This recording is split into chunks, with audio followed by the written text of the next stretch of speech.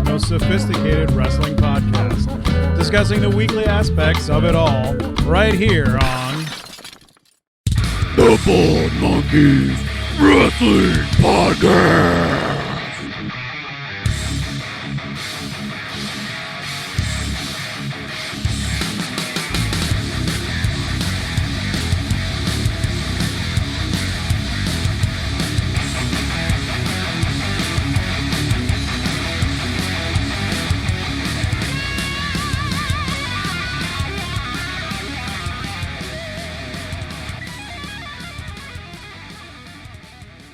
Ladies and gentlemen, welcome to the Bald Monkeys Wrestling Podcast, and we lead the day with the most important question coming out of our last episode, and that is, Christopher, did you get your purple slurry? I didn't get a snow cone yet. No. Well, I'm pretty congratulations. upset about it, Well, really. congratulations. You are dead to all of our listeners now. You're just dead to them. There's no place to get them. There's only there's Monster subs where you can get an Italian ice, but where do I get like the ice cream man, snow cone, other than an ice cream man? And not many of those during the wintertime. No, Even in the South. I mean, sometimes it feels good out. I mean, ice cream men. Hey, ice cream men. We're talking to you right now. Our women. We don't want to put everybody into a box. Ice cream people. Can you please just like every now and then, just on a random cold day, just like drive around? You'd be surprised.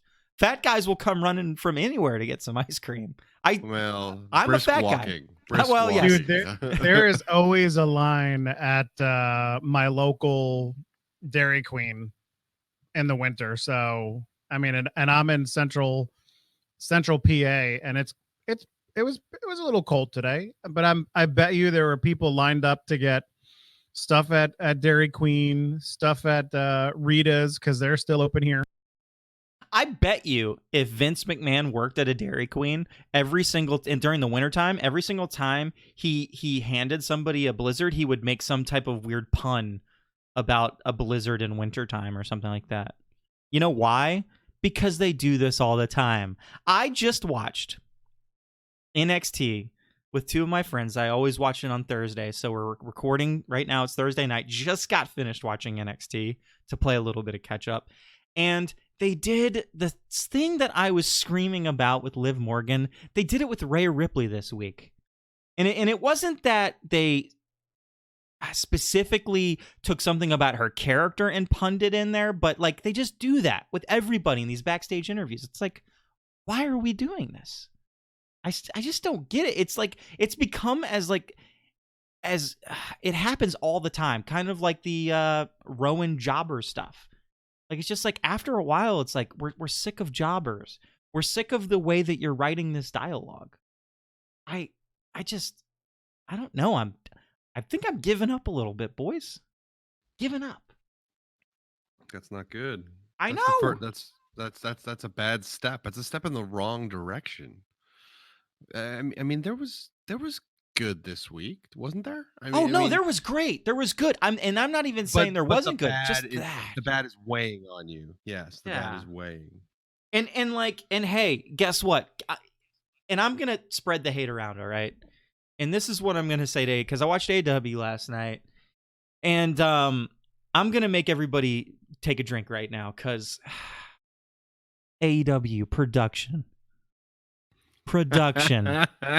Yes. There were at least like 3 glaring things, and some of them, I don't worry about the botches. Like any of these botches, there are botches all over the place. It's gonna happen. It's gonna happen. You know what I mean? Yeah. I had one of my Twitter followers talking about, hey, I'm sick of people talking about botches and like being too hard on them. And I agree 100%. We shouldn't worry about botches. They happen.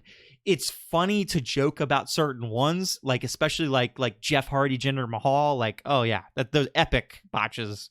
I mean, they're more funny than they are annoying or anything like that. But man, there was just the things I can occasionally give a pass on is like, okay, when they're interviewing Jericho in the back and they're having a little bit of mic troubles and the mic is kind of like a, wireless mic setup, like I can give that a little bit more of a pass. The thing I can't give a pass is here we're in a wrestling match and this crazy thing just happened. And now we're going to show a replay of that crazy thing within the same match. And while that replay is going, oh, the match is ending right now. It's ending right now with a roll up. Don't do that. Like, we need to be smarter than that. But it's the infancy of AEW. It's unfortunately those are the errors they're consistently making week to week. I mean, you got Tony Khan, who's that's not been his everyday job. He's learning on the job essentially, and I give him a little bit of credit for doing that. But we're still going to criticize the crap out of it, like we have to. When we see stuff like that, it's tough. I will give them credit. They actually did a pre-taped segment or two this week, which I think is smart. If you're not able to do the live promos in the back, you know what? Pre-tape them. That's fine. Get into a groove before you start, really just digging yourself a bigger hole. Yeah, I mean, they really oh, sorry, I was using an AEW mic. I apologize there for a second. I was just literally getting ready to be like, Chuck, you're breaking up. Like, what's going on with your mic? Oh man, you got me so good. Nicely done. Nicely done. Thank you. One-handed clap for you. Oh man, that was great. Yeah. I watched AEW this morning before I went to work. I watched NXT last night after I got home. And yeah, I was like fast forwarding through the commercials and like I'm just trying to get everything done. And I was like watching it. I was like, whoa, wait, did the match just end? I was like, what the hell just happened? And I had to rewind and like watch it closely. And I was like, what? Wow. And may I say, so MJF came out with a shirt that said, "I banged Diamond Dallas's daughter" or whatever, or Dallas's daughter. Amazing Well, t-shirt. Here's the thing I'm gonna say though. Okay, t-shirt, and this is why I say okay t-shirt, because there is a man called Ace Austin, and he has a shirt that says Ace Austin 316, and on the back of it says, "I banged your mom." It's great. And somehow I can't help but compare those shirts. And I'm just like, okay, all right, I guess. It's almost like he came up a little bit short for you. Yeah.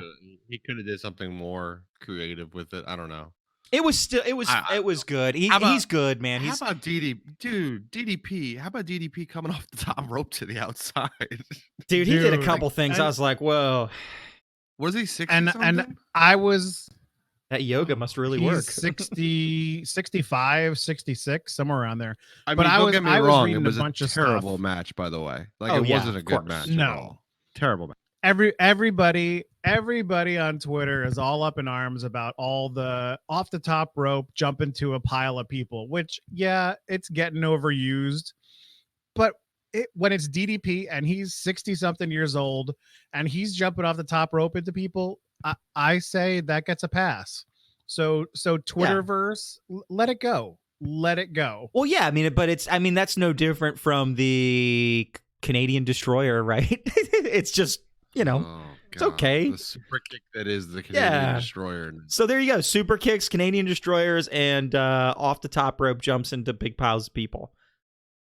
I mean, goodness gracious, I could list off the bajillion things that WWE does that it's just like, why do we have to do this same setup every single time? Like it hasn't happened yet, but it will happen again. A segment where you've got Brock in one corner and another big guy in another corner, and they're holding them back and they keep breaking through and fighting each other. You know how many times they've done that segment? Oh yeah. Needs to go. Yeah. No, it's coming.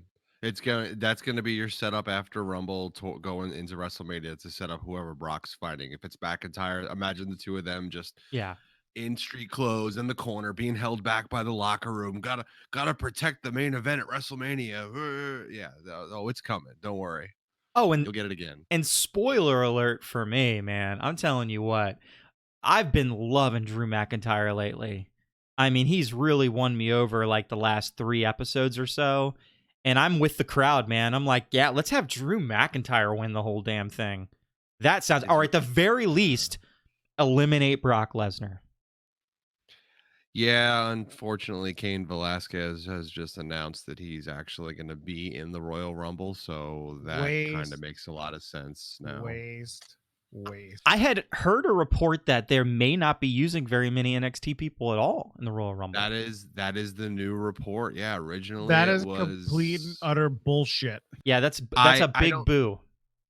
Okay, I think they're trolling. I think it's a way to push away, get the surprise back. Because think about it, they're killing the surprise that is the Royal Rumble. Whatever happened to the Royal Rumble where you had no clue who was the next guy coming out? It could be anyone in that locker room.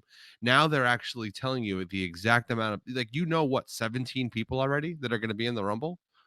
Like, it used to be that you maybe knew a couple people, like the number one person because they got some Vince McMahon storyline, and now Steve Austin's got to be the first person in, or he won something, so he's the 30th person in. You knew a couple people, but now we know more than half of the people in that are going to be in that ring. So I think it's a way for them to kind of push away the thought of, yeah, everyone's going to be included, even NXT, and then they'll still end up showing up. Because you have to. You're telling me you're not going to put a big pop like a Keith Lee Yeah, or that's the big or one too. or I a think. Dojovic I'm sorry, Dijakovic. Dominic Sorry. Dijakovic. Like, I know how to say it. Is there some is there some weird rule? Dijakovic. Is there some weird rule, Chris, where anytime anybody tries to say his name, Chuck is like contractually obligated to say his full name? Yes. Yes. Yes. Chuck is there for him supporting Dijakovic. Oh, Do you But do you There's think, a couple guys like that that'll be a good pop, obviously, and a lot of guys are going to be in town. I mean, Worlds Collide is actually, well, I think, okay, so let me preface this with Worlds Collide ticket sales have been kind of weak apparently, so I think they're trying to push the sales a little bit by putting some decent matches on there, and they Really put a couple decent. more matches on there. Yeah, it's going to be a really good show, and I have 2 extra tickets if anybody needs them, but it's going to be a really good show. And Come sit with the think- monkeys. hey, what the hell, right? What the hell? Right now on the podcast, if you're listening right now, tweet at one of us. We have 2 extra tickets at cost. You can come sit with the monkeys for the show. It'll be a fun time. You're gonna We'll charge go them Trust for me. it? drink after. You're Trust me, it will You're- be a fun if they time. actually contact you on Twitter, you're actually gonna charge them? Jimmy will pay for your tickets if you contact us on Twitter right now. So big time Jimmy will take care of you. Don't worry. The biggest of the time I'll buy you a drink. But they're all going to be in town, so why not?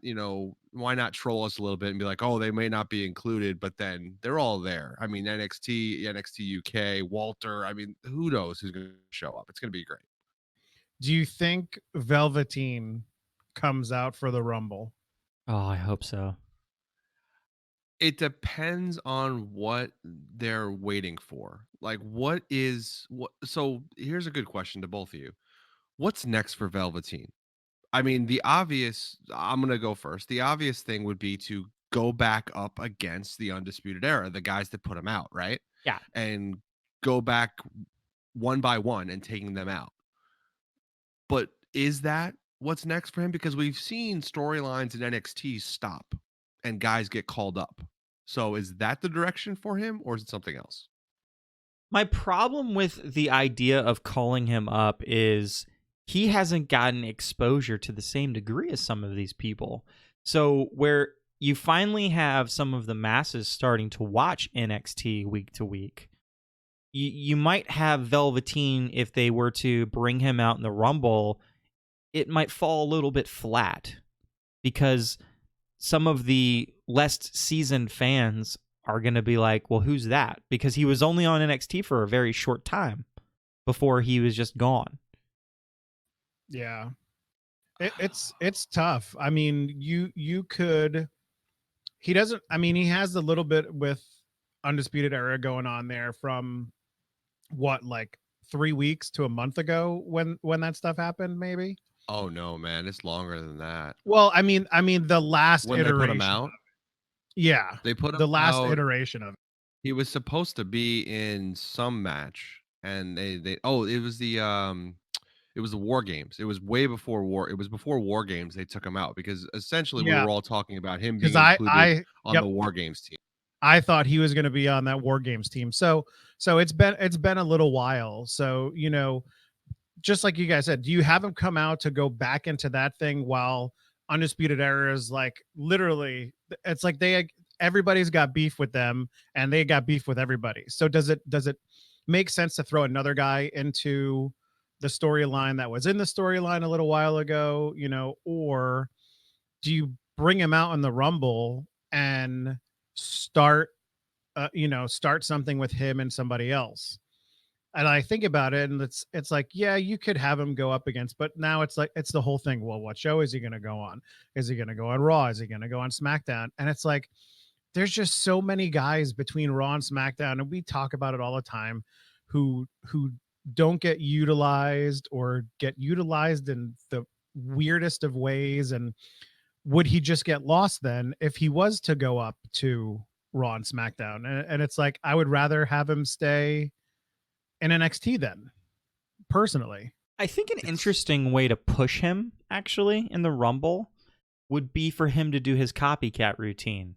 And what you do is you have him come out second. Like, he's never going to win the Rumble. You don't have him there to win the Rumble. But you have him go up against a few, whether they're over or not, like wrestlers that have an iconicness to them that he can kind of copycat them and like play with them in the ring. Like you know how he kind of did with Ricochet, where he would like match Ricochet's moves and use them on him.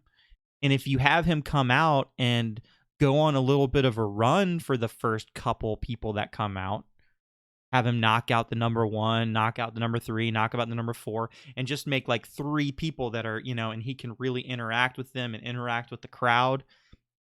Might be an interesting way of bringing him in. The more I think about it, it's almost like NXT is a bit crowded for Velveteen Dream right now. Because if you put guys in some kind of storyline and match them up with other guys right now, Ciampa's going to still go up against Adam Cole. Like, he's still going after Goldie. Keith Lee seems to be going up against Roddy for the mid-card title, which I think is a good spot for him. To your point from last week, Jimmy, I think it's good. It's the slow, long game. Yeah. And then I think Undisputed Era as a tag team, I mean, they only just elevate the entire tag division. So no matter who you're bringing through, I think it benefits to put them up against Undisputed Era. There's really no definitive tag team right now, but there's a couple of NXT UK guys coming over, like Grizzled Young Vets and stuff. Yeah. Like, those guys have been great. So where does Velveteen fit into that? And I don't know if he does. I mean, Finn Balor is going against Gargano. Riddle and Dunn are doing something right now together. Dijakovic's kind of waiting for things to happen. The cruiserweights is not where Velveteen lives. So maybe it makes more sense to bring him over. I won't say up because this is over. I will say bring him over to a SmackDown and let him feud with a guy like Nakamura and play, these mind games or play these promo battles with a Sami Zayn. And it might be an interesting way to introduce him into the Intercontinental title picture and get him a pretty big push and get the title a big push right away. Maybe that would be phenomenal to Well- have him with his promos against Sami Zayn. Oh man, that would be I feel like that would be gold right away. I almost feel like the way that you should pace that is the same way that they kind of did in NXT, though. Bring him in as kind of a bad guy, like not a real bad guy, but kind of a bad guy, and have him win the crowd over. Like, be a heel and let the crowd face you before you start giving him a face push. Because all it's going to take is, okay, he's fighting somebody interesting that we're interested in, and do the exact same thing you did on NXT. Have him come out there with a robe on, and he pulls the robe off, and there he's wearing like a pair of pants that are just like made for the person that he's fighting, and the crowd will eat it up. The way that it might work is if you take out the biggest name you can think of right now, and that might be Keith Lee. What if Keith Lee is in the Rumble, and what if Keith Lee is doing his Keith Lee thing, and Velveteen has already made his entrance, gets a decent pop for it, but in a heelish way eliminates Keith Lee, and they carry that through where now Velveteen gets some heel heat, and you maybe even get him to eliminate somebody else later on that's also a face. Like, continue that build, like you said, like let him be a little heelish, and I think he's a better heel than a face. He's like, to me, him and Ciampa need to just be heels. The fact that either one of them have been faces or are faces right now, it just feels wrong. It doesn't feel like you're getting the full effect of the character.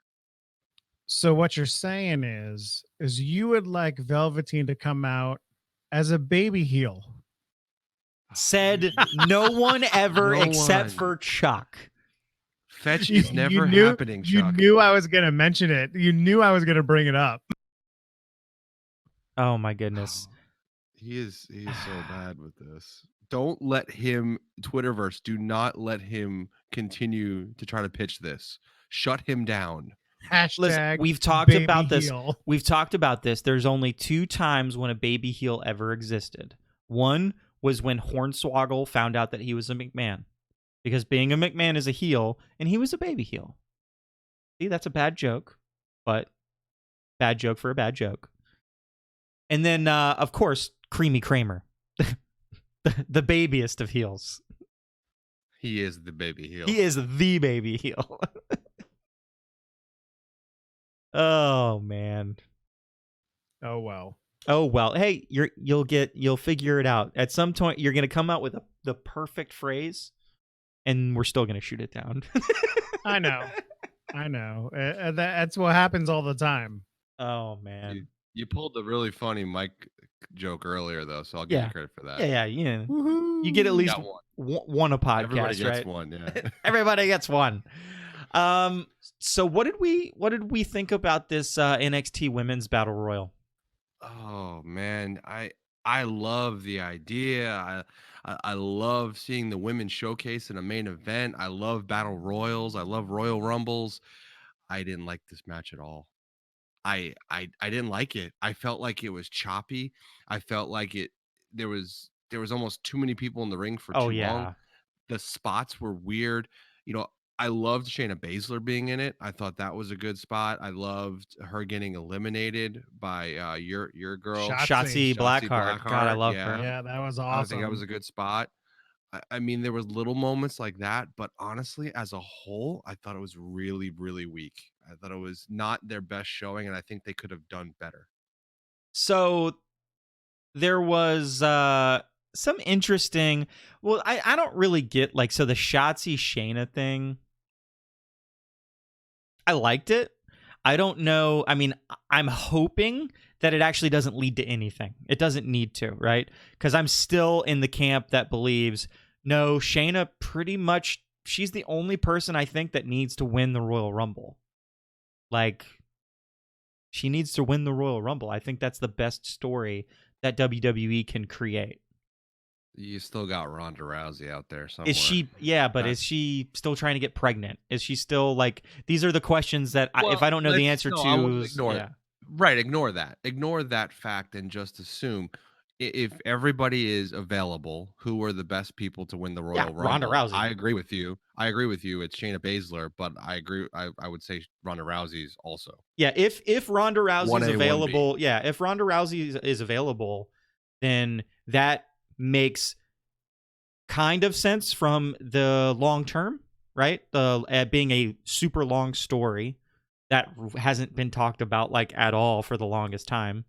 But if she's not available, then you go for the story that makes a whole lot more sense because you already kind of told it, even though the last time that they fought was a really crappy match. But that being said, that's still a much better story. You know what? I kind of feel like I was leaning towards Charlotte, and I was gonna say, Charlotte wouldn't be a bad story too, but I'm honestly thinking that it'd be good if Sasha Banks won the Royal Rumble, and Sasha Banks somehow twists and turn into WrestleMania, ends up facing Bailey at WrestleMania. I just think I think they're better up against each other. I don't know how you get to that point, but I think that would be a good twist to the story. I think that showcases two of your better wrestlers, and obviously they have good chemistry together. And I think that's a better matchup for Bailey than anybody else right now sitting on that roster on SmackDown. Yeah, I mean, I think those. Well, like you said, 1A, 1B. I think those are your 1A, 1B stories. I think those are both solid stories, and I don't know that there are any other stories that really make sense to push other than that. Unless Becky loses and just does the same thing she did last year. So lose and then go in the Rumble and win. What if that happens again? Then I don't know. Rinse and repeat. Boy, what if they just do it all over again? I'll be if that happens again, I'll be pretty pissed while I'm there. I'll be like, why are we doing this? Yeah. Really? Yeah, you can't do that again. Well, you can though. But not one right after the other, or close to one after the other. Not quite, right? You can do it, and what makes it actually work is if you almost do it. Like, you have the same thing happen. She goes all the way through the Rumble, and then it looks like she's gonna win. And yeah, your last person is 1A or 1B, Ronda Rousey, and then Ronda Rousey would make a whole lot of sense. That would actually be really good. That would actually be good. If they said, okay, we're going to make it look like we're doing the exact same thing, and 30 is going to be Ronda Rousey, and she's going to go up there and whip Becky's ass and knock her out. That would be great. Yeah. Let's do that. WWE, mark it down. I'm good with it. Like, I'm good with it if you take Rousey and do it. I'm good with it if you take Shayna Baszler and do it. Like, you can use either one of those in that scenario as number 30, with Becky thinking it's all over. She only has one more person to beat. The clock goes off, and down comes the ring, Rousey or Baszler, and knocks her out. I think the crowd will go crazy too. Definitely. As they said in MTV Celebrity Deathmatch, I'll allow it. Okay. But one thing I didn't, going back to the women's thing we had on NXT the other day, I did not like Bianca Belair winning. I think that's a long game choice. I think that Bianca Belair is just fodder for Rhea Ripley at the moment, and they're saving Io Shirai for a later time. I feel like it's a send off. I feel like Bianca Belair is getting one more NXT takeover, and I think she's going to be brought up because they need a couple of more wrestlers up on the main roster. For the females, where does she go? Yeah. SmackDown? I think SmackDown could use her. Yeah. Yeah, I think she fits better on SmackDown than on Raw. But the problem is her husband's on Raw. So she'll be on Raw. Truth. Truth. Not Truth. She's not married to Truth. I didn't say R-Truth. R-Truth, by the way. What? Oh my God. Gold. Man. Was amazing. When he called out Heyman. Oh man. And Heyman, he's just a professional. His look was amazing. Him leaning against the ropes, just looking at R-Truth like, bro, what is wrong with you?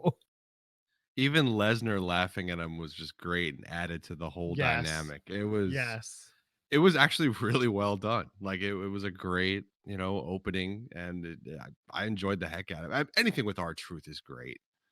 And then, of course, you got the F5, and then unfortunately we had to deal with him losing the title again. Here's the thing. Like, I think that segment would have played so much better if it would have just made Brock laugh, and he didn't do an F5 to R-Truth. He just kind of, he walked up, and it looked like, oh, here he comes. He's getting ready to do an F5, and just like, patted him on the back and walked out of the ring. It would have added an interesting dynamic. That would have been It- good too. I actually was sitting there on the couch and I was watching, and out loud I kept saying, "He's gonna rip the title in half. Don't rip the title in half." Like I actually had a little bit of like anger for a second, like, oh no, like he is going to decimate the 24/7 7-Eleven European title. And I was worried for a moment that they were going to squash this thing, because I almost feel like any moment they could just be like, you know what, we're tired of this, it's dumb. And I that's was what makes worried. it interesting. Like I'm even more interested in it because of that. I was worried that all of a sudden Brock was just going to pin R-Truth, and then he would have 2 belts that he never defends on himself. It would have gone so well with his green suitcase. Hey, You can hey, have hey, Hardy hey, Brock. hey. But Hardy listen, Brock. let's give Brock Lesnar some credit.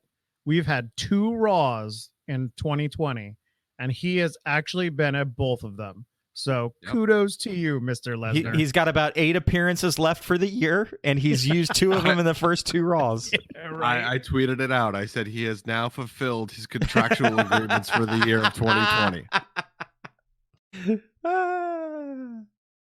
But it's, I mean, I'm glad he's involved. I'm glad, like, there was rumors that he wasn't even going to be at the Rumble, and I'd much rather deal with Brock Lesnar, the champion, showing up and being annoying than Brock Lesnar, the champion, not even being around.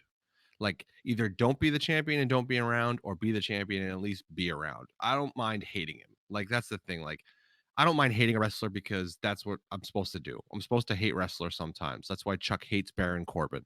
You know, you're supposed to hate wrestlers sometimes. That's why I'm hating the Lana Bobby Lashley thing. I'm supposed to hate them sometimes. I still don't think it works, but ultimately, as long as you hate them enough that you have some feeling towards them, it's working. Whatever See, they're doing but- is working. But in the case of Baron Corbin, I feel what WWE is doing with him is working. As much as I despise him, You love it's him. working. It's working. You have his shirt. You're gonna wear it I proudly have at the Royal have Rumble. Nothing, I have nothing of the sort in my possession currently. Are we So doing? I- Wait a second. Are we I doing? have no idea what you're talking about. Are we doing shirts of the people we don't like at the Rumble? Well, I know one person that is. So, But if he has to, then we all have to, right? well, I don't know. Oh. I mean, do I have to wear a Lashley shirt again? Yes. Yeah. Yes. I have to wear a Randy Orton shirt. But the Randy Orton one's not even that bad. I feel like you get away with it, like with the Randy Orton. Honestly, with the Baron Corbin one's pretty good too. That's because because you you love got Baron shafted. Corbin. I'm stuck with Lashley. He's stuck. But Lashley. No, Leo Rush, I'm good with. Me and Leo are Yeah. good now. But Lashley, man, like still to this day, I just can't deal with it. But to finish my thought, the thing not working is still Lana and Lashley. Like, at one point, I just want Lashley to turn around and be like, "Yo, Lana, shut up. We're done. This marriage is over with." It's coming. It's getting there. They're It's obviously slow they're build. Yeah. building towards it. I have It's less problems too with s- Lashley than too Lana. Like slow. it's I can deal with Lashley. It's Lana, and even Lashley sometimes almost is like correcting her or calming her down or doing stuff to her on air where it's like I almost feel like he's like seriously, like, lady, this isn't working. Stop. Like, do something different. She's the one that's killing it. I mean, even the Liv thing this week wasn't even that great, coming out and the just Liv thing. standing there and staring at her for a while, and her obviously waiting to get a soda thrown on her. And apparently soda is like acid now. If you get soda thrown in your face, it's like acid. Not like the green mist, but like literally like Coca-Cola, I guess, is no good for your face. Hey man, the bubbles Hey, hurt man, your it the hurts bubbles when hurt it- your eyes, man. Yeah, exactly, man. You get that shit in your eyes, man. It hurt. My eyes are sticking shut. What am I doing? I don't even know. Like, I don't even know what to say. I'm right there with you. I make jokes, but live. What has happened? Makes me so sad. And then Fox, what the hell's wrong with you? The hell are you putting like old pictures of everybody except for Rusev Oh on your my. like? What Me and was you, that about? me and you jumped all over that when that happened. We're like, we both tweeted out about it, like, excuse me? Liv's got pink hair. Lashley's got the headband back on that he hasn't worn in a while. And Lana's got a picture from like when she first came into NXT, it almost looked like. Wait, awful. wait, And where but was there's this? Rusev. I'm there's glad I Rusev and missed his this. there's Rusev with his mustache and his new physique. Everybody else is like 10 years old pictures, and then here's Rusev with a brand new picture. Yeah, Chuck, it was on Monday. They announced that they were going to have a mixed team match. Yeah, and they post this picture, and it's like pretty much a combination of everybody having an old picture except for Rusev. Now, Damn, I didn't remember jump them talking about it, but I don't remember seeing it. Well, Damn, I must on the have Raw, completely like missed that. well, on Raw, it was fine. On Raw, they showed that it was going to happen, and they showed a picture, and everybody looked new, like how they do right now. But when Fox tweeted it out, it didn't make any sense. It was like, what? And like, I actually gave everything else a pass. I had an issue with Liv Morgan having pink hair. I was like, really, Fox? You're not going to even change? Like, Liv Morgan doesn't even look close to that anymore. At least with Lashley, it's like, well, just him without a headband. That's the only difference. And why the hell is Fox even putting that out there? Like just for a build up for Raw? But like seriously, you know whose fault that is? I'm pretty sure it was Fox, wasn't it? I'm pretty sure that was who it was. Yeah, it was. I'm pulling it from fourth wall. I sent the message here so everybody can look at it, but I'm pretty sure it was Fox. That's just other people terrible. have actually tweeted it as well. Yeah, it was awful. It was awful. So I mean, they're just making mistakes left and right. I'm with the crowd now. I'm over it. It's not getting booed because it's getting booed because it's bad. It's not getting booed Baron Corbin that way. People boo Baron Corbin because he's good at what he does. This is just bad. That's why everybody's booing it. I don't know. I mean, whatever. I mean, what are you gonna do? It seems like it's gonna be a build all the way to WrestleMania. Like this is going to end at WrestleMania. In a Lana on a pole match. Yep, or Lana in a shark cage. But Lana in a shark cage is what CM Punk wanted, right? That's basically what he pitched on Fox on Backstage. Yeah. I mean, hey, dreams here. Like, would you take Brock Lesnar making it all the way to the very last entrant, and then out comes CM Punk at 30? Would you take that? I don't know. I'm kind of over the CM Punk coming back thing now. Like I mean, it'd be cool. I probably would still geek out to hear his music and see him come out, but I think that'd be it. Like once he's out and he tries to do his thing, like, is it believable? Like I don't even know what he could do in the ring anymore.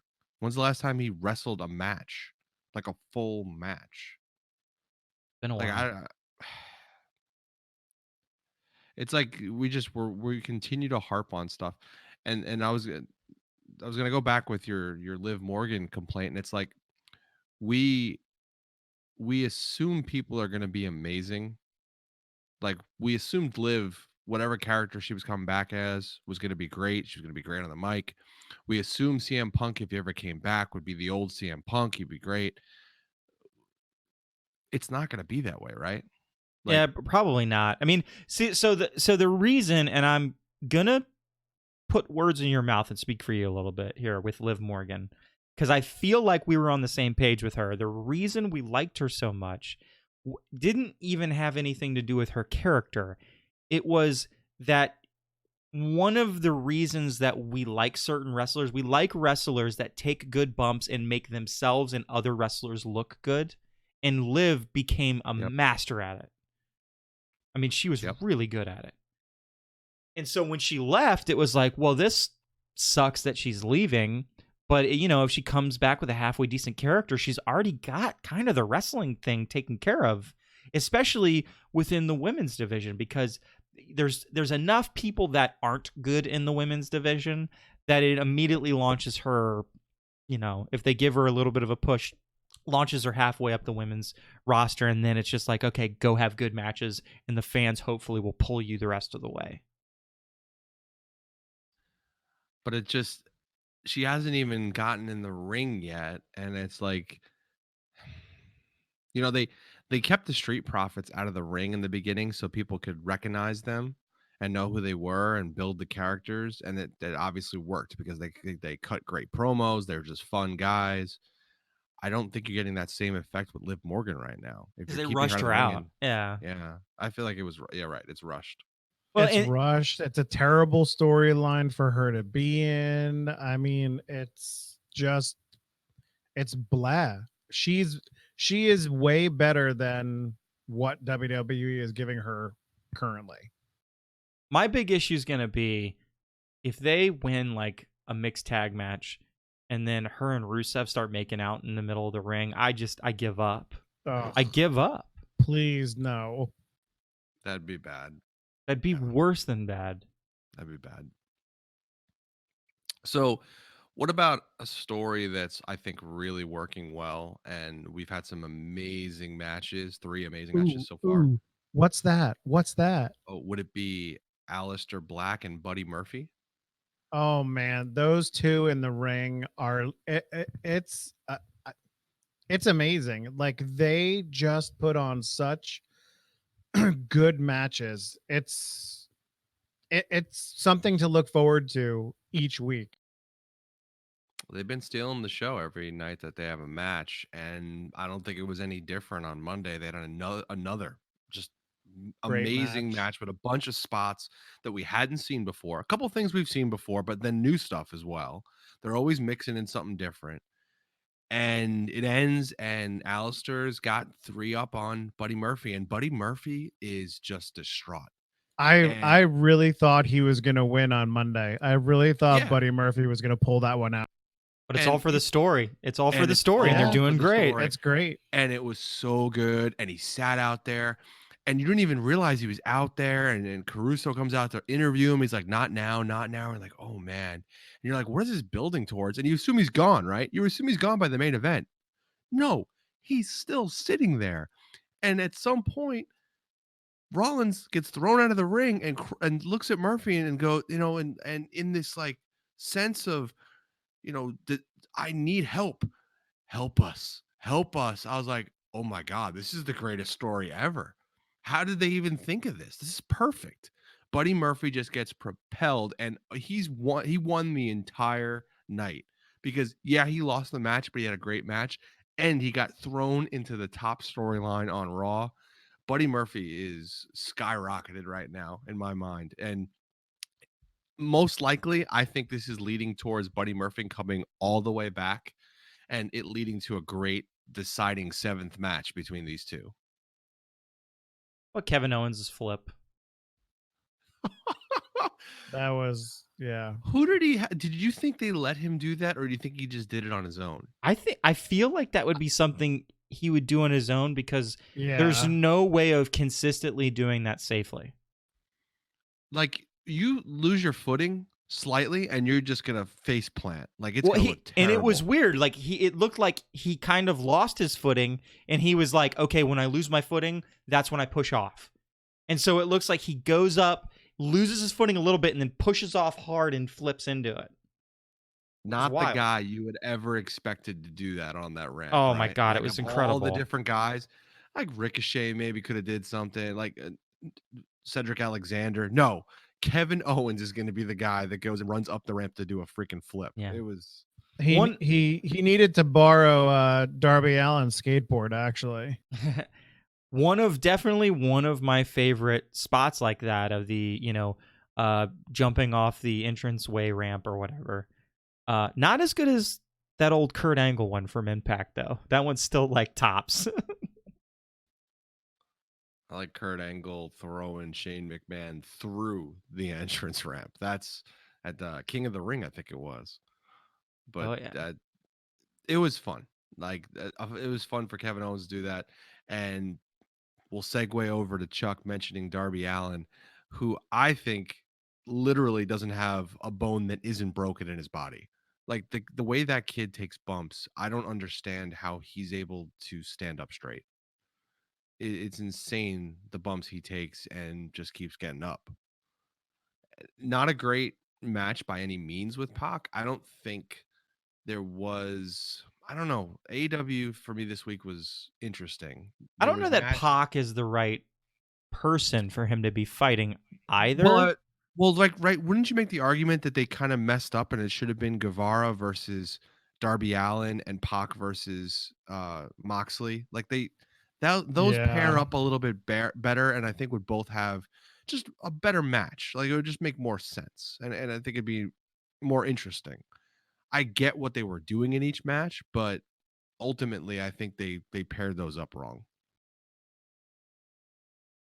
Yeah, I don't know. I mean, I think it'll be fine either way. I mean, I liked AEW. I thought the stories were fine. I think we've finally gotten to the point where AEW has settled down, right? For their main show has settled down, like officially. Like we're in Yeah. the settle pattern, and these are kind of like what our average shows are going to be like. And to be fair, it's still a pretty good product. It's a fun show. Like there's nothing wrong with it, but I think the wrestling, and we've talked about this, is if you don't mix things up, it's going to get kind of repetitive. And even that opening match with all the tag teams to me was just kind of spot after spot repetitive. They're still talented guys, obviously. The biggest issue I have with the whole night, and this is taking out the Brandy Rhodes segment, the biggest issue I had was Moxley tapping out Guevara with a weird sleeper hold or something. Yeah, it was Like kind of an abrupt end that you're not used to seeing from a guy like Moxley. it didn't make any sense. It didn't feel like a move Moxley would do almost. Maybe they were running So, into a time crunch of some sort and were like, the ref said, hey, yeah, they just told me you guys need to go ahead and finish real quick. oh Possible. man, let's talk about refs. Let's talk about ref botches. Anybody else see the ref botch of the week? I'm not sure which one are you referring to. AEW, right? So there was a 1, 2, 3. Nope, not 3. He got his shoulder up. A sliver of his shoulder up. Which one was it, Chuck? Oh man, I don't remember. I remember seeing it, but I don't remember which match it was. It was rough. So here it is. So remember the Pac one with AEW? Yeah. It was Pac and It was Pac and Trent. Trent. Yeah. So it was similar to the Pac and Trent. I'm trying to search for exactly who it was because now I've lost who it was, waiting for you guys to guess. I mean, I'm not sure that I saw it.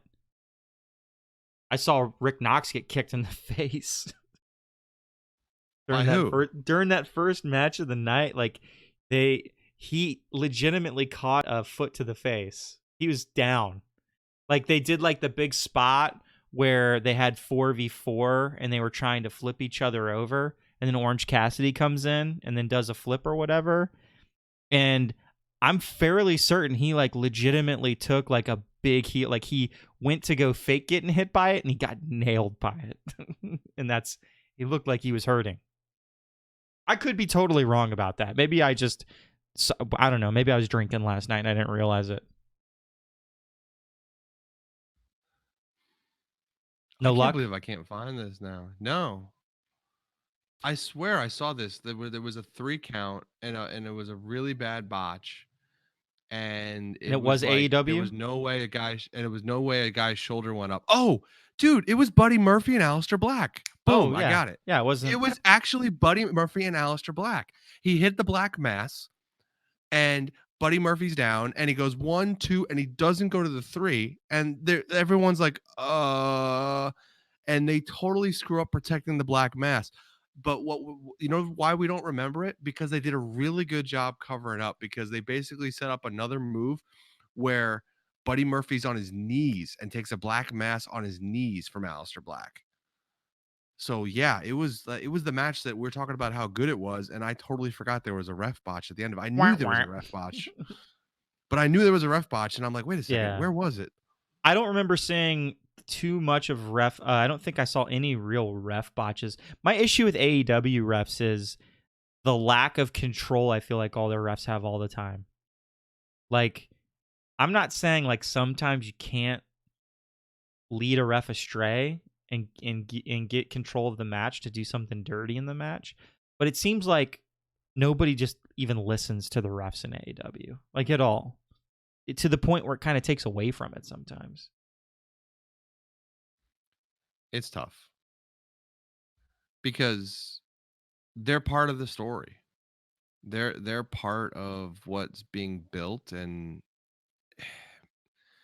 when it's a big move, when it's a move that you're supposed to believe is powerful and amazing, and the ref messes it up, or the ref's doing a goofy job where he's doing a weird count of 10.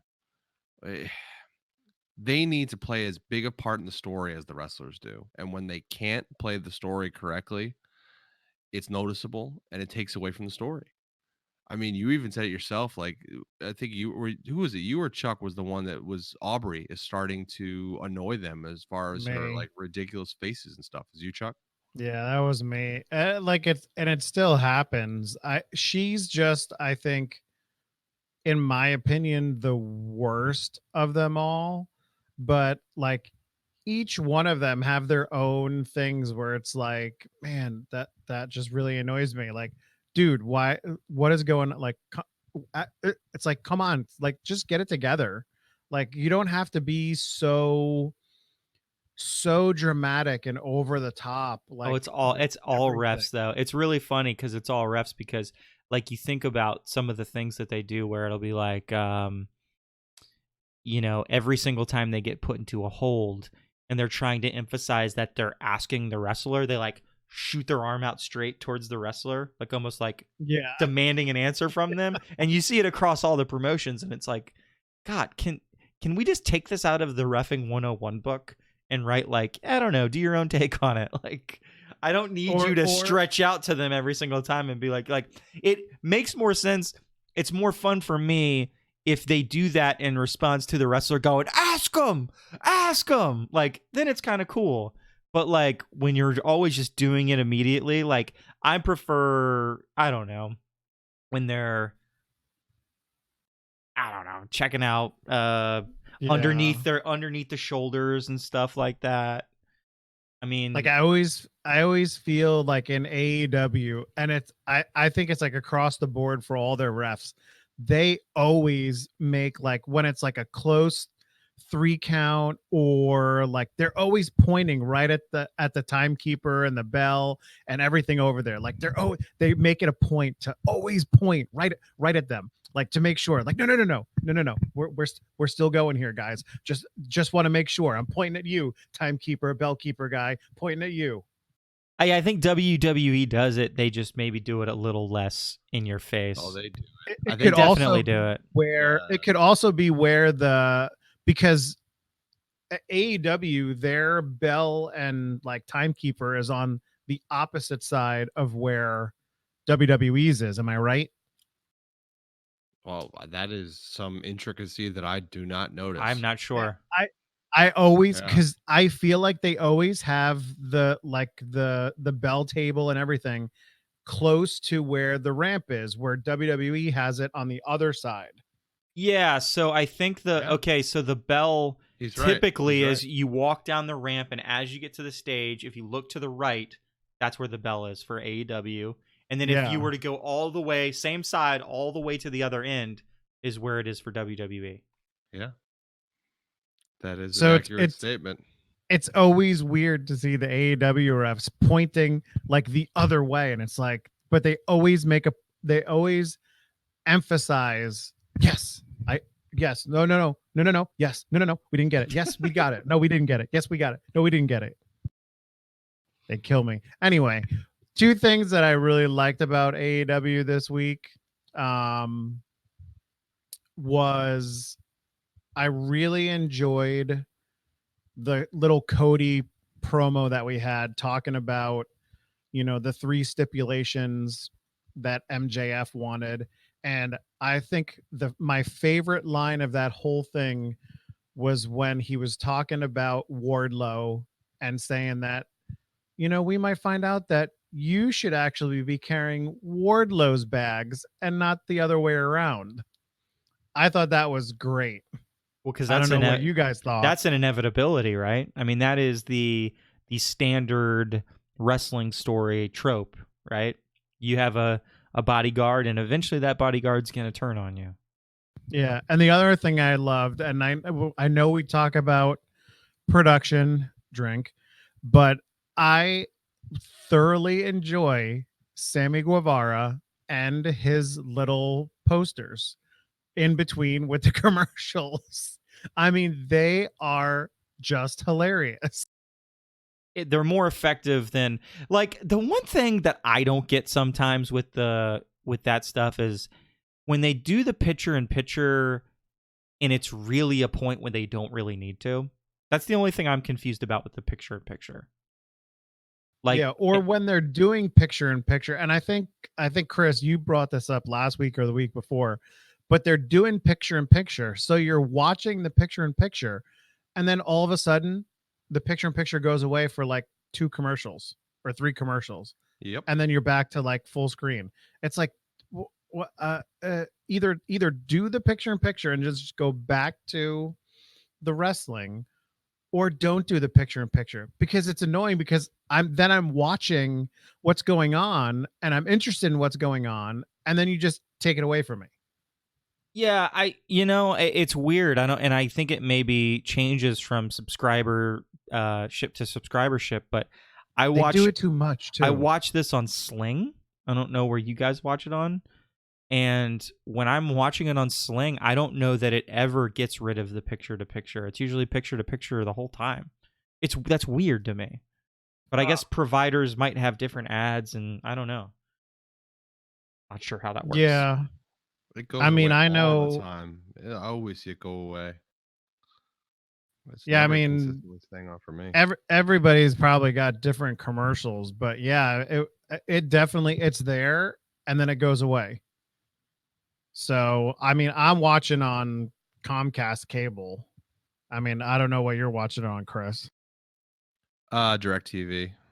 Yeah, and I So- watch it on Sling. So yeah, we're all watching on something a little bit different. Speaking of cable companies, and this has nothing to do with cable companies, actually. Chuck, who was What? the pick champion of NXT UK Blackpool? Oh, yes.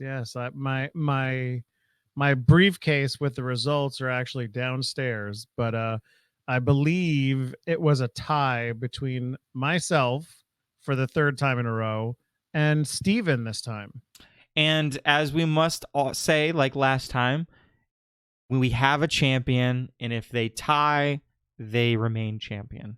Therefore, Captain Chuckles, congratulations, you are still the pick champion. Yes. You win. I wish I could.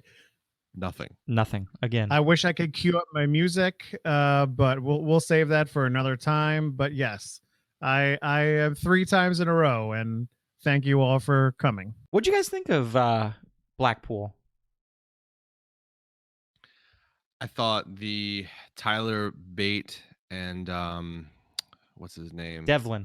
The Devlin, thank you. Yeah. Jordan Devlin match was excellent. It was great. I thought that was the match of the night. I thought it was. I agree. It could have went on for another 45 minutes. I think Jordan Devlin finally showed what he really can do. I know he's had a couple of matches and we've kind of been like, but I think he did a great job with Tyler Bate. I think the tag team match, the ladder match, was a fun ladder match, but it was kind of slow and clunky for me. It wasn't my favorite ladder match I've seen by far, but it was a ladder match, so it was still okay. And the botch of the table breaking and then them having to do a double swanton, which I didn't even know existed, was the coolest thing I've seen in a long time. Really cool. And then I was not into the main event. I am not a big Joe Coffey fan. I don't see it. I don't see, as much as other guys, I don't see it in him. And I think what saved that match was the run in at the end. And the women, of course, always, I mean, the women in NXT UK, I think, are always great. So all three of them did a good job. It was a good match, good storytelling. Kaylee Ray, I think, deserves to keep the title for a little while longer, but I think Piper Niven's, I think she's getting closer and closer to getting that title reign. Yeah, I think it's just a matter of time before they give it to her. I just figured since they have so few takeovers for UK, that is really why I picked her. I thought that she was on the up and up. She's been on the up and up for a while. It just makes me want to go to Black. I tweeted you, I think I texted you guys that I'm like, I want to go to Blackpool. Like I'm big about all these like really cool places to go watch a wrestling event. Like I want to go to Montreal. Like I want to go to Chicago. I want to go to Blackpool. I want to go to these places where wrestling We've already fans been to Chicago. I want to go to Again. a Jericho cruise. And Jimmy wants to go to a Jericho cruise. And honestly, that's a similar reason for what I'm asking for, right? Yeah. It's being around other wrestling fans and being able to geek out, have a good time, being loud, being obnoxious, taking my shoe off and chanting something about taking my shoe off. Like the ridiculousness of these crowds is so much fun and it makes the show so much better. And I still think that's why AEW is beating NXT week to week, is because you know what? The crowds are really into their shows. And even if they're botching or having audio issues, the crowd is so loud and having such a good time there that you can feel it when you're watching it on TV, and people tune in for that. Is there any wrestler more over with their specific base than Orange Cassidy at this point? I know that we kind of mentioned that last week, but I think he is the most holy over moly, in man. wrestling right now. When he got in the ring, and for someone who doesn't really do anything, he is so over. why everybody loves him so much. I agree. I think it's hilarious. I love it. That shirt is coming with me to Houston. I will be wearing that shirt in Houston. I'll probably wear it on the plane on Friday. That'll be a good time. There you I'll go. put my sunglasses on and just give a really faint thumbs up to everybody. How you doing?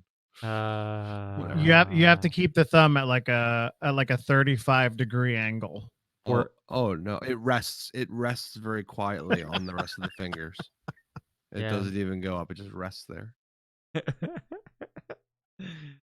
But man, speaking of wrestling fans and like going to places and being around wrestling fans, and I don't want to talk about it too much, but like all four of us are on Twitter. Creamy Kramer is not, but man, when you guys go through your Twitter, don't you guys feel a little sad about like the crap and shit that you see on there? It makes me sad. what, like the opinions that certain Twitter people have? I don't know. Sometimes opinions, sometimes like the a weird backlash week against people. Yeah, like it was a weird week on Twitter, right? The shit that it's just like, dude, why can't you just like what's going on, and don't be a weirdo. Just don't be a weirdo. Like that's plain and simple. Well, I had mentioned one time. We're wrestling fans. We're all weirdos. Yeah, man. this is true. Well, so yeah, but there's a point of where like wrestling fan weirdom is one thing, but like, dude, when you're like just plain ass, like out there, you're past Pluto weird. I mean, that's where like the line gets drawn. I think the hot topic on Twitter lately was all the Tessa Blanchard stuff, which set Twitter on fire. I mean, she kind of did that herself. I mean, if I'm speaking from my opinion, she kind of caused that on her own. Well, yeah, I mean, it was ended up being a response of something she tweeted. Like, so she tweeted like, "Oh, support your fellow female wrestlers," and then yeah, they all turned on her. Yeah, that's like me saying, "Hey, don't get into a fight at the Royal Rumble." Well, that kind of almost happened. Oh my god. I don't know, man. I really wasn't going to watch that match, and with all the talk and everything with Twitter, I I figured out a way, and I watched that match that she had, and I think I wouldn't have done it unless I was like interested in, are they gonna still give her the title after all this backlash? And they did, and they had a good match. It's impressive what she can do in these mixed gender matches, but I don't know. It's part of me thinks this is it for her. Like she's hit the top of what she can do where she's at right now. So is that a good thing or a bad thing? Like where do you go from here as the first ever women's champion, Impact champion? What's next? Like how do you outdo that? Intergender wrestling on a bigger promotion. But the But difficulty with that you're is, still the champion. So it's like you have to lose yeah, the belt now. So now you got to go down to go back up. yeah, um, yeah. I mean, I guess you could technically abdicate the title. You don't have to lose. You could just say, you know, I'm leaving, and I'm going to leave as the champion, but I am going to That'd be abdicate the title before I leave. that'd be terrible. That'd be such a waste of her winning it in the first place. But I agree. I don't think anybody's going to touch her though until they let it kind of wear off a little bit. yeah, it needs some time And what's because funny, it she got some pretty decent backlash, and she got on the mic at the end of that match and really made didn't it say worse. much to make it better. Yeah, Yeah, really I didn't say much. I Like watched those started to go the videos. right direction and then didn't do it. Yeah, she stopped. It's She like could have kept going and been like, "I'm sorry for the things I've done in my past. I'm trying to be a better person, and I will be, and I will be your champion." That's it. That would have been the line. That would have been a good promo. She could have moved on, but no, she was like, "No matter what you say about me, you have to call me your champion." I'm like, okay, so you're not yeah. sorry? Yeah, about that. But hey, you know what? I mean, if she waits around long enough, WWE will sign her because if you're accused of something racist, they'll just forget about it eventually. Oh, I don't know, Ooh, shot man. on Hogan. Ooh, that was a shot on Hogan. Yeah, Did you but feel it? it might be a shot on Hogan, but do you see what's going on with your buddy Lars Sullivan?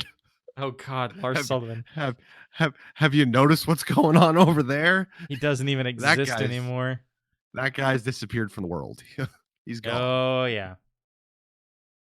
Yeah, I mean, there's a difference between you being a young kid, I think, and saying something stupid, and then you being an adult and working in a business and doing something stupid like that. So that's all I have to say about it. I mean, I think the best thing you can do at that point, the best damage control you can do is apologize for what you've done, but do it legitimately apologize, and then just let that be that. I mean, yeah, people are going to be pieces of shit in the wrestling business sometimes, but that doesn't mean like, that doesn't give you room to do something like that. You know what's interesting? The wrestling business, and I think you could see this by looking at documentaries, by watching wrestling, by seeing interviews, by reading interviews. The wrestling business back in the day when we were growing up was a dirty, rotten, Oh yeah. backstabbing place to to work in. And through this new era of NXT and independence, you know, it's turned into everyone's, helping, pick each other up and rise up together and support each other. It's very different now. And I wonder if we would get the same wrestlers out of this environment that we did back then. Would we No get way. guys like Stone Cold Steve Austin? No Would we way. get guys like The Rock? Would they come out of this environment, or would they never have even existed? Never have even existed. This goes into a whole deeper thing than just it would never happen nowadays, and that goes with a lot of different things. I mean, we're all hockey fans as well. Like you could say the same thing for hockey. You're not going to have guys that, were just fighters and brawlers come up nowadays. They wouldn't even crack an NHL roster now. You have to be able to actually play, and there's no way you would get those characters in this day and age, in the 2010s and the 2020s. There would be no way. Because they're So, too vulgar. I would think vulgar, not confrontational, too controversial. Just things that happened in the Attitude Era, they would never be able.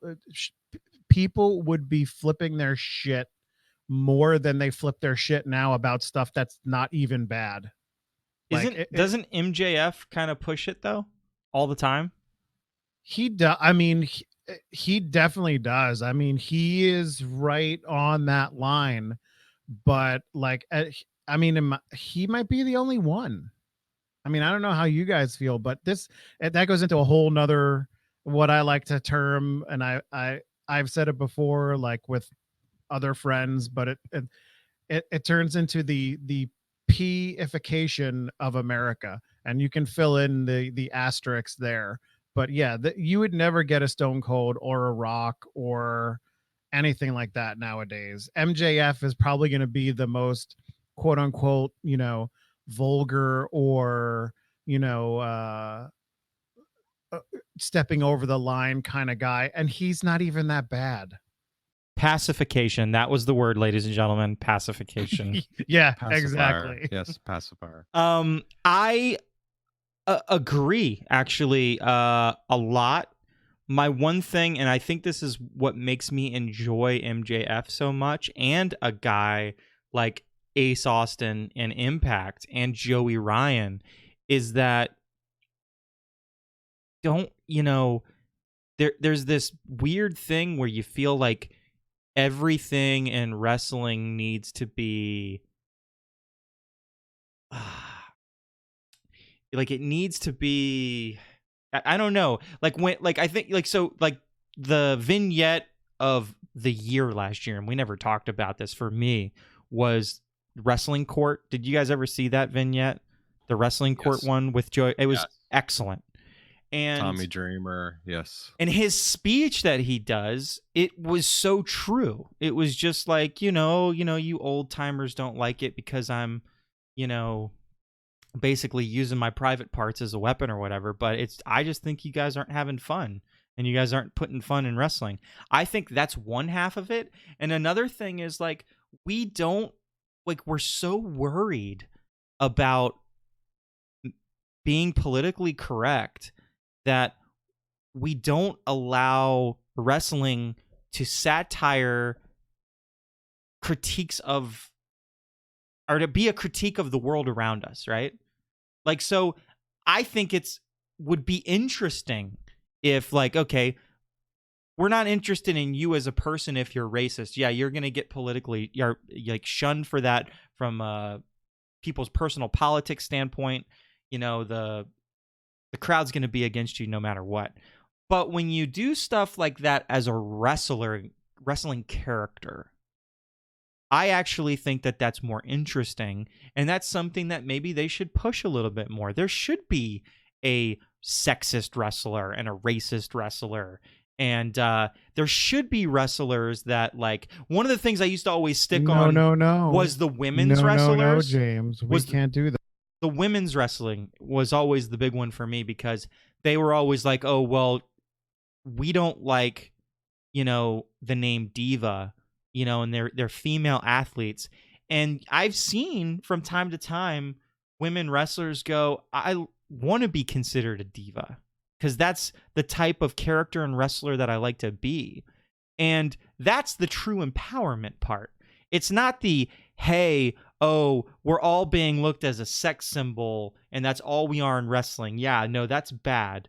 So we're going to make all of them female athletes and they're just going to be just wrestlers, but they don't even necessarily do that with the men. So that's not even a good choice either. It should be whatever character you want to be. If you want to be the character that's going out there to use your body as your primary like weapon or whatever, the thing that is putting you over, and that's what that wrestler wants to do, then they should be allowed to do that, men and women alike. I mean, you have Tony Nese out there and the guy's flipping cut, and he's like always like his character is trying to show off how cut he is. Well, you have to believe that he actually, the guy's cut, right? So is it not the same thing? Yeah, I mean, it's, I feel as if for the wrestlers, it's kind of like a damned if you do, damned if you don't kind of thing, where like if a woman, if a female wrestler wants to be a quote unquote, let's say, sex symbol or more sexy than some of the other female wrestlers out there, I have a feeling that they're worried about the flack that they will get from people just out there being like, oh well, she's how dare you try to use your body and for for gain in wrestling or something, or things like that. I think they're worried about what they're going to catch back from the crowds, from the wrestling community, from the haters, however you want to term it. I just think they're afraid of what the repercussions are going to be. I mean, I don't know if you guys saw the promo that that RVD kind of did with Impact. Oh man. That's which one? There's been so many that are just crazy. Well, the I'm talking about the one that got them kicked off of Twitch. And to be honest with you, I don't even know what the hell Twitch is, but they got banned from it because of what it was. I watched it earlier today. I thought it was pretty funny. But it goes into that whole thing of, what's too far now in 2020. Well, and going back to what you were talking about before, James, I think like with MJF and some of the other guys, I think it's harder, and I actually give them more props now because they have to skirt the lines and be more more imaginative with their words and how they phrase things. So it's got to be way harder for a guy like MJF to do it now than a guy like Steve Austin doing it 20 years ago. And and what I'll say is I think AEW has tapped into it better on the men's wrestling side because of a character like MJF that does say certain things that are so crazy. And even to a certain degree, Jericho will say some pretty crazy stuff sometimes. Yeah. Whereas WWE, and it's a little bit more subtle, but they have started to do it a little bit with the women. So when you have wrestlers like a Mandy Rose, who kind of comes out and kind of her whole entrance and her whole character is kind of like, playing off of the fact that she knows that she's a very good looking woman and being almost the sex symbol of the roster or whatever. Another one that just did it on this last NXT, I think Chelsea Green's kind of like that as well. Yeah. Oh yeah. When she got into the car and was like, yeah, I am the hottest. Yeah. And I think that's fine. I think that makes those characters more interesting. I agree. I mean, it's gotta suck for some of these guys and girls to do this, every day of their life, and have their persona, but also have their private life kind of thing. And like that's the line that like the whole Lana thing is like, she's portraying a character and people can't get that through their thick freaking skulls and like send her death threats because they're stupid. Yeah. But then we praise guys like Ciampa for continuing to be their character no matter what, and never breaking character. True. You know, it's that line of, can you do it? Can you continually be that character? And Lana's starting. She's been doing it for a little bit on Twitter, where she's, you know, continuing to be that character, but then every once in a while, I think she does it hurts her, and you could tell, Yeah. and she's concerned, obviously, because people are stupid and they're doing stupid stuff, and Yeah. I don't think Ciampa cared, and he was really good at it. And honestly, sometimes it's better to just stay off of the Twitterverse, because it's probably, you know, safer for your mind that way. You know what? I don't even come close to even thinking or posing these questions on the Twitterverse, because it's just always going to be taken the wrong way. People like to snap Yes. react. Yeah. And so if I were to pose the question, do you think, a female wrestler should be able to, do a character like that if she actually wants to? I think you're going to get this weird sect of people that are going to try to flip it on you and say that even by asking the question, you're creating a problem. And I just don't know that that's accurate. It's funny because Mandy Rose, like, throughout her coming through Tough Enough, she was getting criticized for that she was just trying to be good looking and not a wrestler.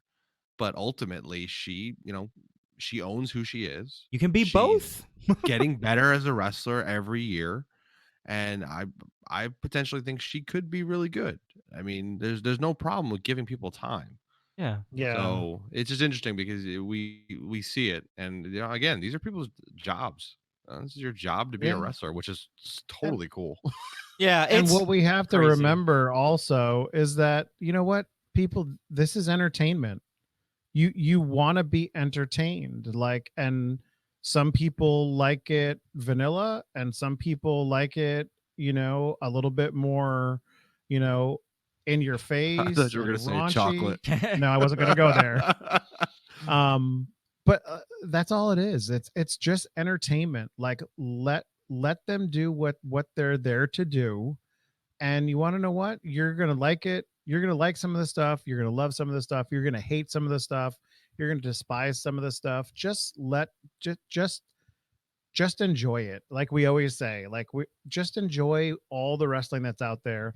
Just enjoy the characters. Just enjoy the storylines, even though we hate some of them. But, just don't get your panties in a bunch over every little freaking thing.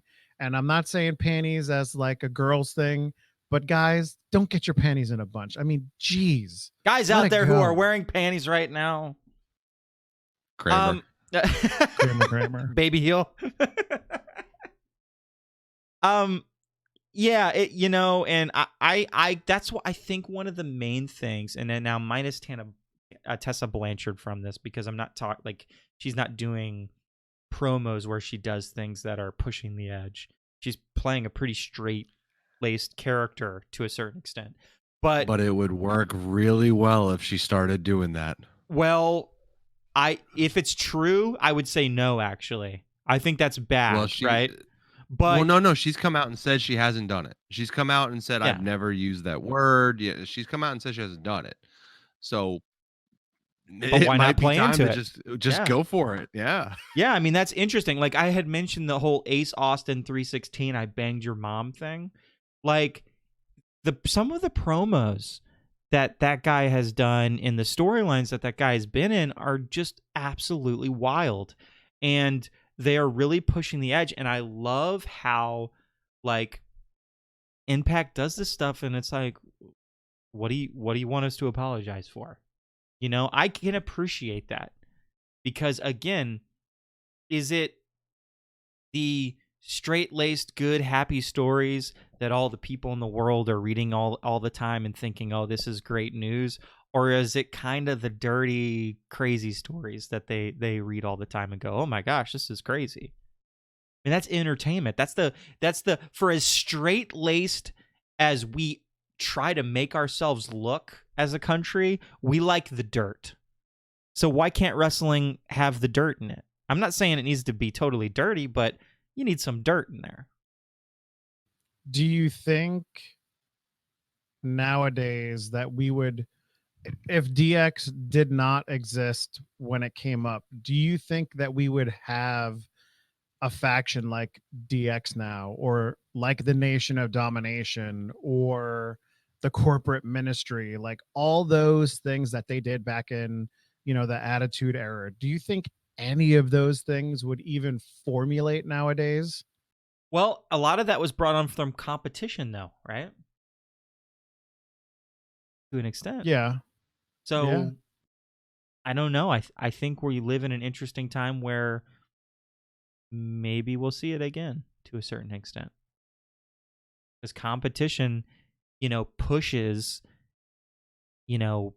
this program and that program to, now we're going to say damn a little bit more. And maybe once in a blue moon, we're going to say the word shit because we could say it once, and we got a middle finger on AEW this week. Yeah, I mean, it's stuff like that.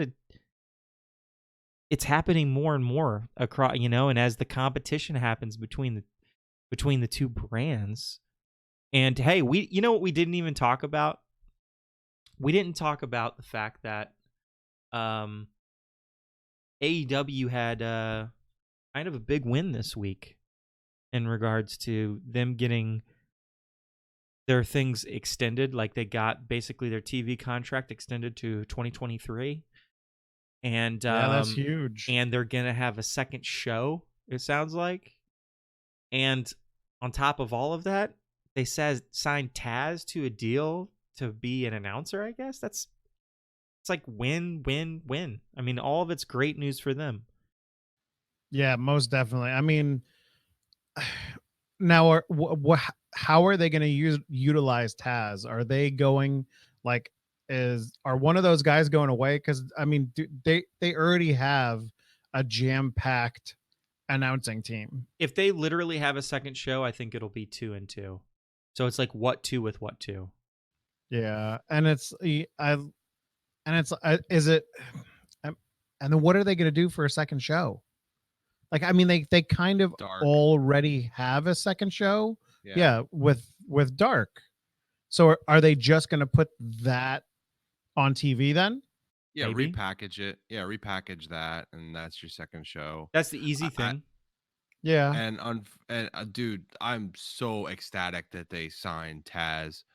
And unfortunately, I think the best way for them to distribute these announcers is probably put Taz with JR and put Shivani with Excalibur. Yeah, I agree. Because any other way you put it, it's going to be heavy. I mean, I would love to see Excalibur and Taz on a commentating team, but then you have Shivani and JR, and that's just going to be atrocious. Yeah, I really like Excalibur.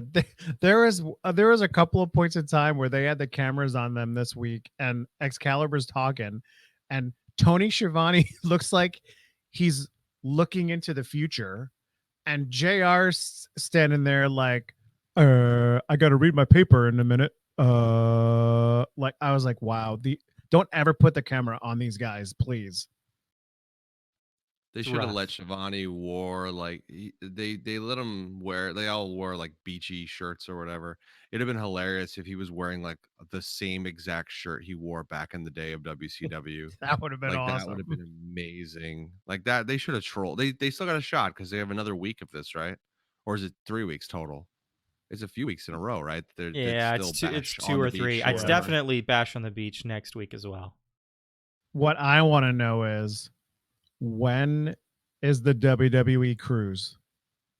Because I mean, if Jericho's doing it and AEW is going to be there,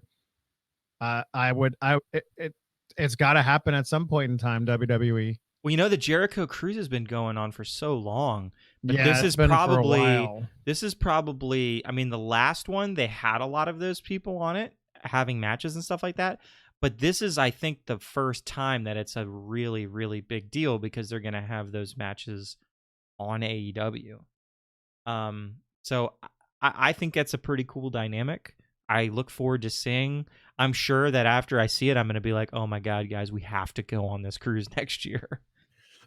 Either that, or we're going to make every single one of our listeners just drunk in a second over all the production issues they're going to have. Yeah, well, I don't expect the production to be, but I'll give them the biggest of passes if they're filming on a cruise ship. Yeah, exactly. Yeah. Do you believe they have a waiting list to still get on this cruise ship this year? So people are like, I don't know how they're gonna do it, but they I guess have like if they open up more slots, they can put more people on this boat. Dude, It's the gonna be a shit show. these cruises like this, like not just like the Jericho cruise, but like even all the music cruises they do, man, they are huge. Like people are on, like you just said, people are on waiting lists for a long time to get on these types of things. I mean, it's crazy. Well, I'm down. Let's do Just it. FYI, 4 guests, 575 a person for interior room on deck 4. So just saying, I it's don't- out there. I mean, I don't think that that's bad considering what you're getting. We love wrestling. Yeah. Chris Jericho, I mean, if you want to throw like 4 freebies at us, you know, we will have the 4 of us come. We will definitely be there. We'll do our podcast right from the ship and everything. I mean, just set it up. Jericho, you got my number, just call me. Wow. Man, I didn't know that that was the case around here.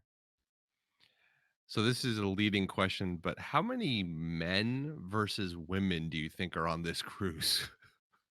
Oh gosh. Dude, I don't know, man. I There's a mean, lot of interesting there women are a out there. lot of, yes, and there are a lot of female wrestling fans out there. Which was one of the Twitter trends this week as well. Ugly guys Yes. who watch wrestling and fine Okay, women that was terrible. watch and fine Yes. women that watch wrestling. Yes. It was crazy. I Fine- gained some Fine some women. more I was- followers on both sides this week. I was fine with the fine women thing, but like, dude, guys, just let it go. You don't got to put ugly guys out there. I mean, dude, I would probably say 65% of the male population that watches wrestling are ugly, so it doesn't even matter. I mean, I'm in that myself. 65% of this podcast are the ugly guys. Wait, Wrestling. What? wait, but who's the 35 that are fine? It ain't me. Not me. So, real Jimmy, quick, say it ain't you. it's Oh, not me. man. It's not me. I want to Yeah. plug something before we Big leave. Real time, quick, though. Jimmy. Because there was something that Chuck had asked earlier about what your second show is, and one of the more interesting things that I hear people talk about is what if AEW and ROH were to merge together? It would be mind-blowing because there's a couple of guys that are still working with Ring of Honor that could obviously put a huge dynamic into AEW.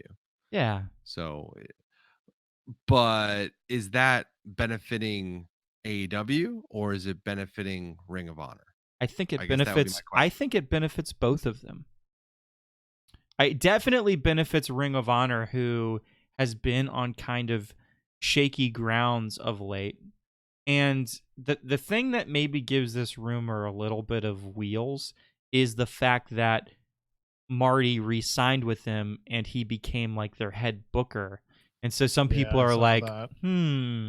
you know, but that could just be a bunch of people who are just like still want Marty to be in it. Well, we're happy for you, Marty, but we still want you in AEW. Well, the first thing he did was start doing a partnership with NWA, which all of a sudden propels NWA into the conversation of, Yeah. wow, you mix in the NWA roster and interesting storytelling with the Ring of Honor, travel schedule and ability to put some shows on. I mean, Ring of Honor's got, some decent shows during the year, and they bring in some New Japan guys every once in a while that are, pretty impressive. So it could be, I mean, if you had a third show out there that legitimately could compete with the two big ones, I mean, we have so much wrestling as it is, but we're gonna run out of time, man. Well, it'd be interesting Dude. if what you got was WWE as a player, AEW by its lonesome, but occasionally partnering, because this should happen, partnering with New Japan as a player. And then you had Ring of Honor, NWA, and actually pulled Impact into the mix and made that kind of the third big player from the United States standpoint of wrestling. Like, that would be pretty big.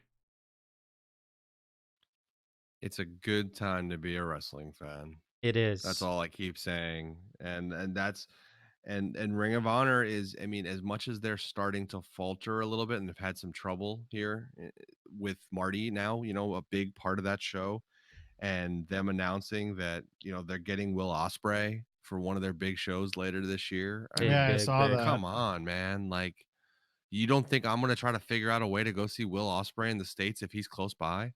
Yeah, man. That's the same idea as going to see Kenny Omega finally. The same idea of seeing the greatest wrestlers in the world.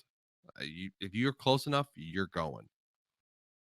So, my last little question for you guys, as we've run out of time pretty much, is we're getting ready to go to Houston, the three of us.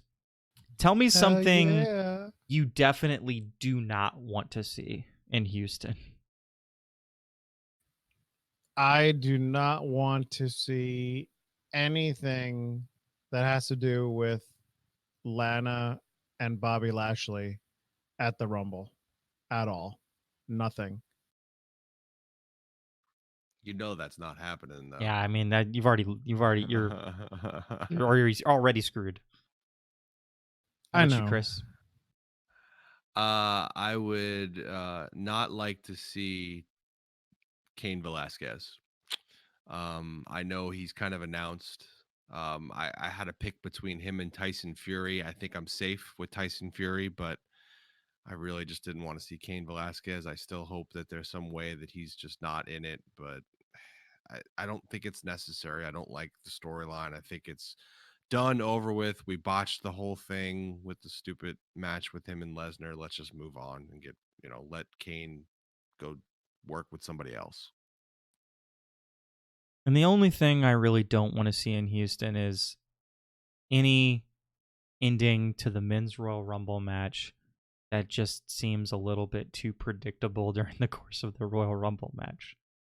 Just flip and surprise me, please. Man, I really want to see Baron Corbin win, so Chuck just melts. Well, he's going to be Melts. wearing the shirt, so he gets to cheer for him extra loud. Oh, jumping up There and you down and bowing and getting down, it'd be great. Well, that's pretty much been our time. Hopefully, when we talk to you again, we're going to be in Houston, recording at some point up there, hopefully.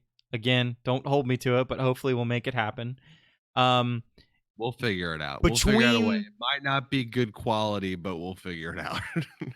Me and Chuck, we lost Chris for a little bit, and I'm going to lie right now and say that while he was gone, me and Chuck talked about it and decided that if he does not get a slushie between now and then, he's off of the podcast. It's a snow cone, actually, but it's a slushie when you eat it. What you're talking about is kind of the slushy form. No, it's the purple slurry that like mixes together at the end. You okay? I just don't understand everyone, because I don't will buy eat it. Snow cones for everyone. I don't want a damn. I don't want a damn snow. I don't want a snow cone. Yes, you do. No, I don't. Man, I so want to do an imitation of Apu from The Simpsons right now with the purple squishy, but man, it's the world we live in, man. That's never that has never stopped me before. I don't even know. I want my purple slurry. Yes, give it to me now, people. My purple slurry. Get it for Christopher. He needs that purple slurry. So if he doesn't get the purple slurry by next week, he's off the podcast. So I'm going to assume when we ask him next week, he's either going to have had it or he's going to lie. 100%. Exactly. So we can be sure of that. So thank you for listening, everybody. As always, find us in Houston. Yeah, we'll be wandering around in Houston. We'll have our stickers, we'll have our cards, we'll probably be wearing our shirts, we'll probably be wearing shirts of guys we don't like. We'll be at Worlds Collide, we'll be at the Royal Rumble, we'll be out in Sugarland going out to eat and having a drink here and there. Find the bald monkeys in Houston. Come say hi. You see us out? And say hi. And as always, like, subscribe, share with friends, share with enemies, share with everybody, just anybody. Share with pets, animals, tigers, nuns. If you see a nun, give her the podcast. Anybody you can find. And damn it, will one of my 260 Twitter followers at least Aw. just hit like on my freaking thing that I put up for the podcast? Just one of you. Just one of you. Just one. Gosh, man, come on. And then the hashtag of the week is hashtag bald monkeys Baby that heel. watch. Hashtag no, not baby heel. God, man, baby heel.